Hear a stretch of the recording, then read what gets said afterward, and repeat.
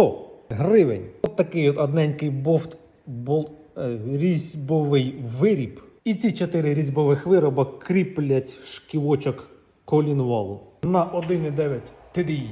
І не тільки. Нас тільки трохи переберуть. Горішок.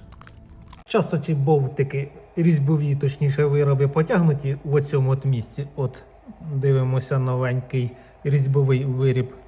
Довжина його 28. І от старенький, як видно, явно потягнутий, 28 і трошечки. Ну тут я не вмію рахувати, тому рахуйте самі.